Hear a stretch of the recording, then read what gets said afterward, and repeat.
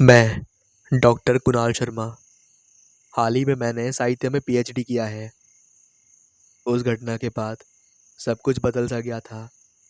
मैं पिछले 9 सालों से दिमाग के डॉक्टर की सलाह ले रहा हूँ। कुछ घटनाएं ऐसी होती हैं जो आपकी ज़िंदगी में कभी भी आप भूल नहीं पाते, और ये घटना मुझे आज भी काली नागिन बन के डसती है। वह एक बहुत खौफनाक रात थी। ये 10 साल पहले की बात है।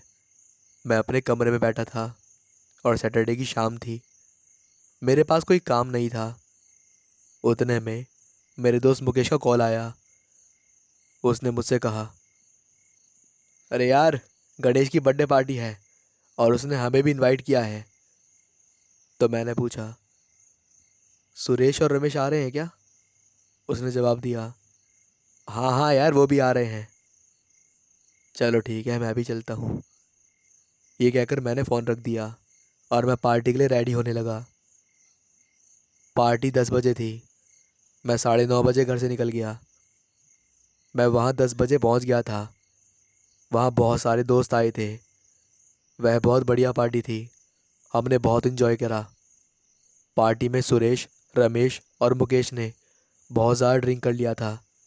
तो मैंने सोचा कि उन तीनों को घर छोड़ देता हूँ, फिर मैं घर चला जाऊँगा।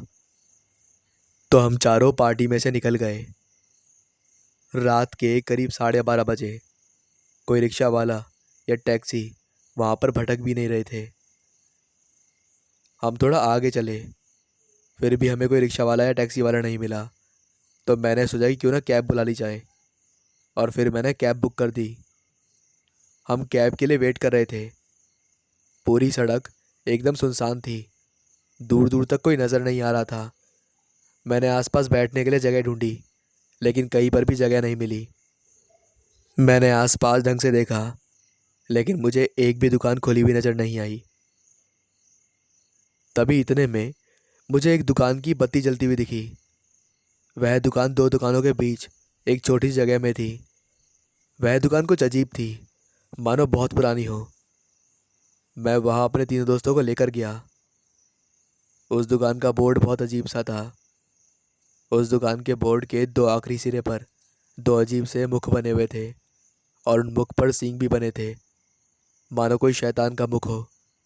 उस बोर्ड पर लिखा हुआ था, black devil lemonade and cold drinks. मतलब उस दुकान का नाम था black devil lemonade and cold drinks, और वह दुकान नींबू पानी और कोल्ड ड्रिंक की थी। और वहाँ पर अंदर बैठने की भी जगह थी। मैंने दुकान के बाहर खड़े रहकर आवाज़ लगाई, अरे कोई है अंदर? इतने में एक बूढ़े से दिखने वाले महाशय मेरे पास आए। उन्हें देखकर मुझे कुछ अजीब लग रहा था। वे कुछ अजीब से थे।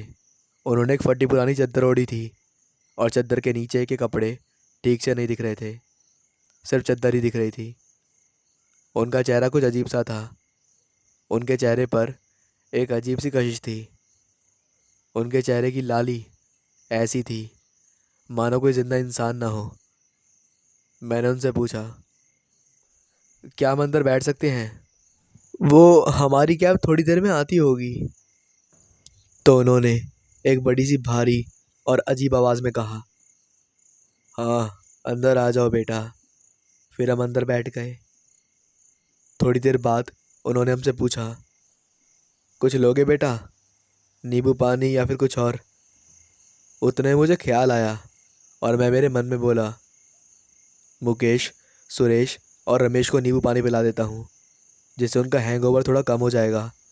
तो मैंने उनसे कहा, अंकल, 3 नींबू पानी ले आना। मेरे इतना कहते ही वे नींबू पानी बनाने चले गए। मैं चांद की तरफ देख रहा था। उस दिन पूर्णिमा की रात थी। चांद बहुत चमक रहा था। मैं चांद को बस देख ही रहा था कि तभी मेरी नज़र दुकान के मालिक पर गई। मैंने देखा कि चांद की इतनी रोशनी में हम सबकी परछाइयाँ दिख रही थीं, लेकिन उनकी परछाई नहीं दिख रही थी। मुझे देखकर कुछ याद आया कि जब मैं छुट्टियों में नानी के घर जाता था, तब मेरी नानी मुझे भूत की कहानियाँ सुनाया करती थी। वह कहती कि जिसकी परछाइयाँ नहीं दिखे वह भूत होते हैं। मुझे मेरी आंखों पर शक हुआ। कि कहीं ये मेरा भ्रम तो नहीं। इसलिए मैं चेक करने के लिए धीरे से खड़ा हो गया और मैं धीरे से चलकर थोड़ा पास गया और मैंने जो देखा उसे देखकर मेरा दिल मेरे गले में आ गया। मैंने देखा कि वह जो नींबू निचोड़ रहे थे उसमें से नींबू के रस की जगह गहरे लाल रंग का खून निकल रहा था। जैसे ही मैंने वो देखा उतने में ही वह मेरी तरफ यानी कि पीछे घूम गए। फिर मैंने जो नज़ारा देखा वह मैं आज तक भूल नहीं सकता हूँ। वह दृश्य आज तक मेरे सपनों में आता है। मैंने देखा कि उनका चेहरा और उनका पूरा शरीर ऐसा हो गया था मानो इस दुनिया के बाहर का प्राणी हो।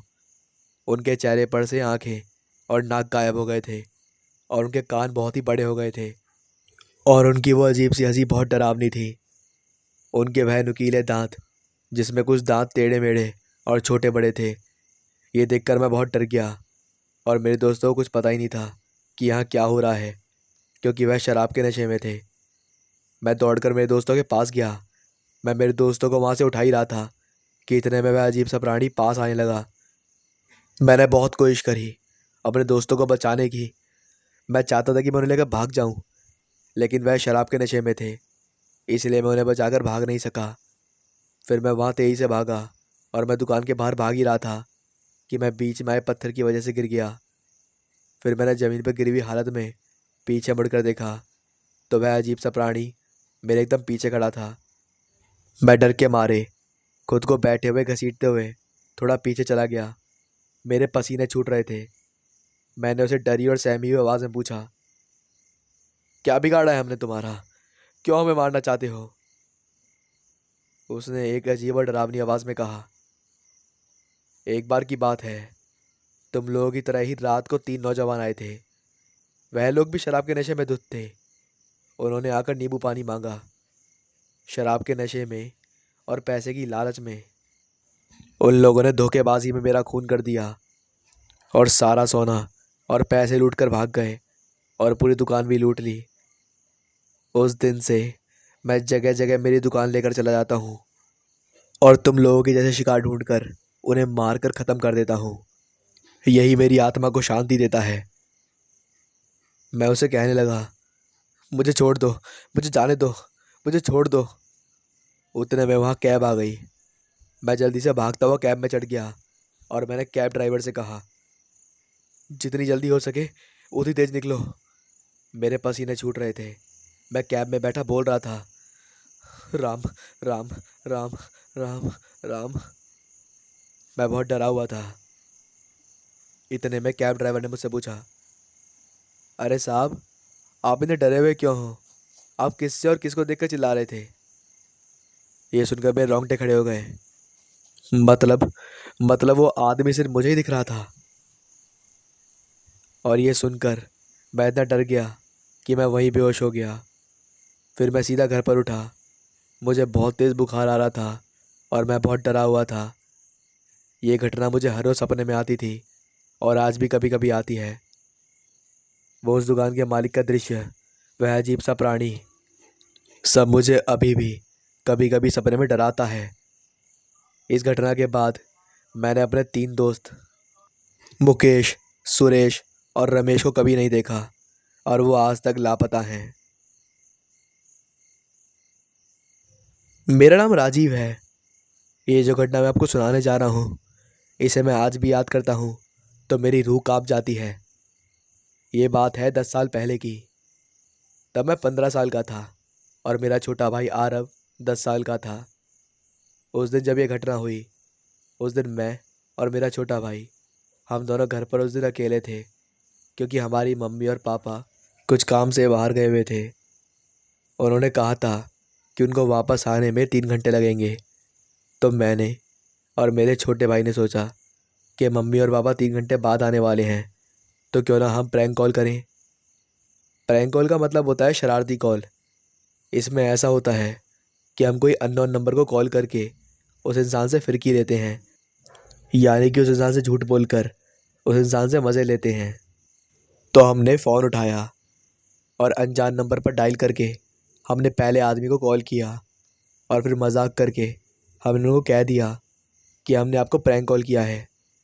फिर हमने कॉल काट दिया और ऐसे ही हमने एक दूसरे इंसान को कॉल करा और फिर हमने उसके साथ भी मजाक किया और फिर हमने तीसरे इंसान को कॉल करा और फिर जब उसने कॉल उठाया तो हमने बात करनी शुरू कर दी और फिर हमने उसके साथ मजाक किया और जैसे हमने हमारी बात ख़त्म करी इतने में ही वह अनजान आदमी कहने लगा, तुमने मुझे कॉल करके बहुत बड़ी गलती कर दी है।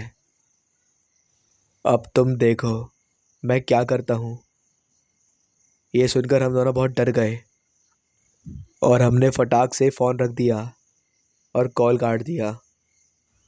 हम थोड़ी देर तो डर के मारे चुप करके वहीं बैठे रहे। हमारे घर में एक अजीब सा सन्नाटा छा गया था। करीब 10 मिनट बाद फ़ोन की घंटी बजी और वह उस खौफनाक सन्नाटे को तोड़ते हुए फ़ोन की घंटी पूरे घर में बजने लगी। ये वही अननोन नंबर से कॉल था जिसे पहले हमने प्रैंक कॉल किया था। एक दो बार तो मैंने फ़ोन काट दिया लेकिन उस अनजान आदमी को कॉल आ ही जा रहा था और बार बार आ रहा था। तो मैंने और मेरे छोटे भाई ने सोचा कि उस अनजान आदमी को कॉल करके एक बार माफ़ी मांग लेते हैं। तो हमने उसका कॉल उठा लिया और जैसे हमने कॉल उठाया तो कॉल की सामने वाली तरफ से कोई फ़ोन में ज़ोर ज़ोर से सांसें ले रहा था और फिर कोई ज़ोर से चिल्लाया और फिर वह आदमी बोलने लगा, अब देखो तुम, मैं क्या करता हूँ, तुम नहीं बच पाओगे। आधा घंटा है तुम्हारे पास, जो करना है कर लो। आधे घंटे में ही आ रहा हूँ। मैं आ रहा हूँ, तुम नहीं बच पाओगे। ये सुनकर मैं बहुत डर गया और मैंने तुरंत फ़ोन रख दिया। थोड़ी देर के लिए तो मेरे दिमाग में आ रहा था कि क्या करूँ। उसके बाद फिर मैंने पुलिस को कॉल करके सारा सच बता दिया। फिर मैंने सोचा कि मम्मी पापा को कॉल करूँगा तो हमें डांट पड़ेगी और उन्हें वापस आने में भी देर लगेगी। तो आखिर में मैंने पुलिस को कॉल किया और उन्हें सारी घटना बताई और हमारा एड्रेस दिया।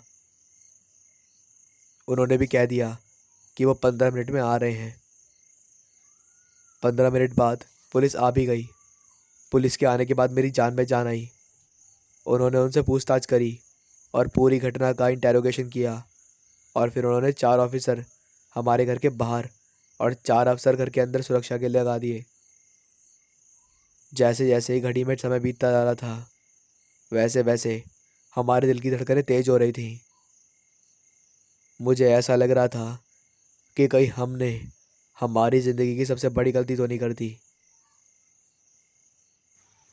अब घड़ी में आधा घंटा पूरा हो गया था और आधे घंटे के ऊपर 2 मिनट हो गए थे। पूरे घर में घड़ी की टिक टिक के अलावा कुछ भी सुनाई नहीं दे रहा था। इतने में सन्नाटा टूटा और किचन की खिड़की का कांच टूटने की आवाज़ आया। तो 2 पुलिस अफसरों ने वहां जाकर देखा तो वह क्या देखते हैं, वहां पे चाकू पड़ा हुआ था जो किसी ने किचन की खिड़की से फेंका था। इतने में ऊपर बालकनी का दरवाज़ा खोलने की आवाज़ आई और ऐसा लग रहा था कि कोई सीढ़ियाँ उतर रहा है। दरअसल हमारे घर में ऐसा था कि पहले बालकनी थी, फिर एक बेडरूम था और फिर सीढ़ियाँ थी और वह सीढ़ियाँ सीधा घर के हॉल में उतरती थी। तो अगर कोई बालकनी का दरवाज़ा तोड़कर अंदर आ जाता है तो वह सीढ़ियाँ उतर कर घर में घुस सकता है। ऐसा लग रहा था कि कोई सीढ़ियों से उतर रहा है। मैं और मेरा भाई और दोनों पुलिस अफसर सतर्क हो गए। 5 मिनट बाद कदमों की आहट आना रुक गई तो एक पुलिस अफसर वहाँ देखने के लिए गए कि क्या वहाँ कोई था या नहीं। जैसे ही वह देखने के लिए गया तो 1-2 मिनट के लिए कोई आवाज़ नहीं आई, लेकिन फिर किसी की ज़ोर से चिल्लाने की आवाज़ आई। तो हम 5 यानी मैं, मेरा भाई और 3 पुलिस अफसर हम वहाँ भागकर देखने के लिए दौड़ गए और हमने देखा कि कोई काले रंग की हुडी यानी टोपी वाला टी शर्ट पहना हुआ है